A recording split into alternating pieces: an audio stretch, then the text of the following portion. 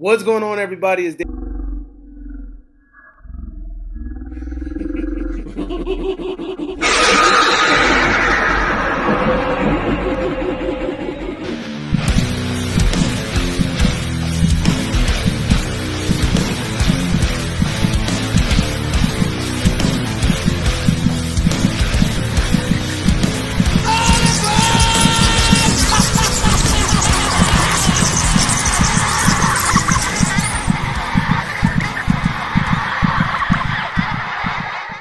What's going on, everybody? It's Davey from the 80s, and you are now entering the Cinema Chop Shop. So park your ass right there. While you're there, don't forget to hit the like, the share, the subscribe button. Also, if you check the link below, you see a Patreon account. If you click, you become a member. All you got to do is try, recommend movies and music and trailers for me to react to. So click the link. Now, with that being said, we are here today, returning for day number 12 of In the Month of Madness. And yes, we are going to look at the movie The Exorcist 3, which came out in 1990. And it is directed by William Peter Blatty, who is also the writer of the original Exorcist, and he wrote the screenplay adaptation to it. So it's kind of interesting to see that he ended up directing the third Exorcist movie, especially seeing that I haven't seen part two, but I know that part two has been like really, really ill received by a lot of people. This movie is starring George C. Scott, Ed Flanders, Jason Miller, Scott Wilson, Nicole Williamson, and Brad Dourif. You know, Chucky, right? So this movie is basically taking place after the events of The Exorcist 3. I mean, Exorcist 1. I'm not sure if it's ignoring the events of The Exorcist 2. Somebody could chime in and tell me. I remember actually the person that told me I should watch this movie is Del Boy. Del Boy's like, "Have you seen The Exorcist 3?" And I'm like, "No." He was like, "Actually, it's pretty damn good.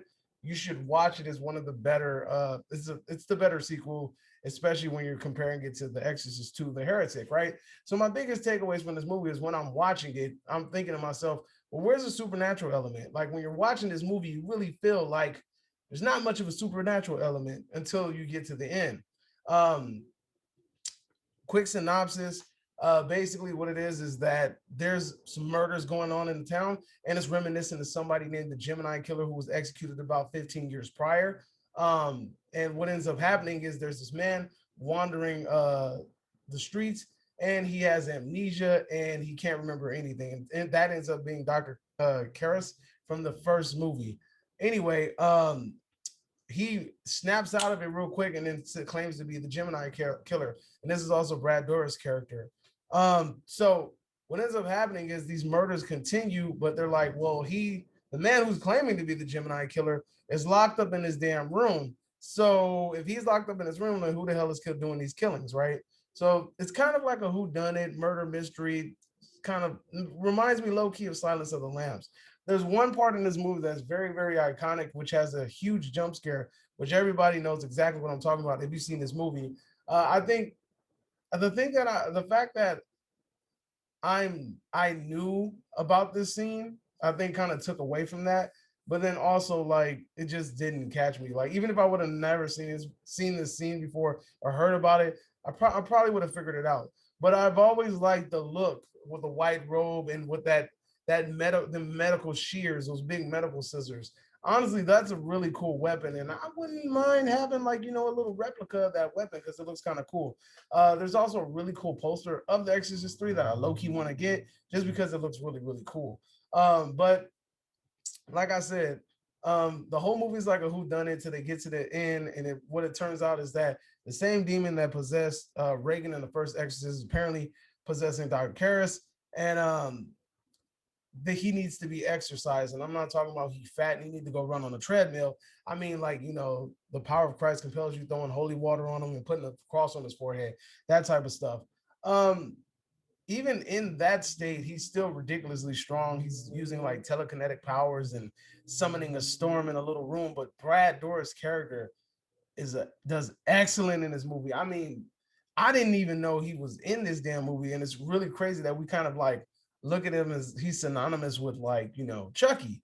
And y'all need to give him some more like kudos because the way that he was rocking and rolling in this movie as a Gemini killer, I thought it was pretty cool. But yeah, this is kind of like an underrated gem. I think you guys should take some time to watch it. I didn't have to watch part two in order to understand what the hell was going on in this movie. It only has a connection to part one. So, and I mean, it's a small connection with the doctor, Dr. Karras. But outside of that, I don't think you really need to watch any of the other Exorcist movies in order to understand it. Even if you've never seen The Exorcist 1, you could probably watch this movie and understand it.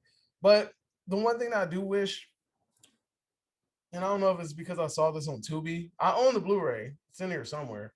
But I just didn't feel like digging around and looking for it. So I ended up watching it on Tubi. Um, is there like an unedited version or unrated version? Because it really felt like they was kind of looking away from the kills, and I wasn't too fond of that. I really wish they would have just went, balls to the wall and just like showed everything. But I mean, it was still a fun movie. Like I said, I had a lot of fun with it. It was really cool. Unexpected old lady part, all of it was really interesting. So that's my highlight for today. So let me know if you guys agree or disagree, or if you guys like this or anything like that. Tell me your thoughts on freaking Exorcist 3. And then don't forget to come back tomorrow for day number 13 of In the Month of Madness. Don't forget to hit the subscribe button on the way out.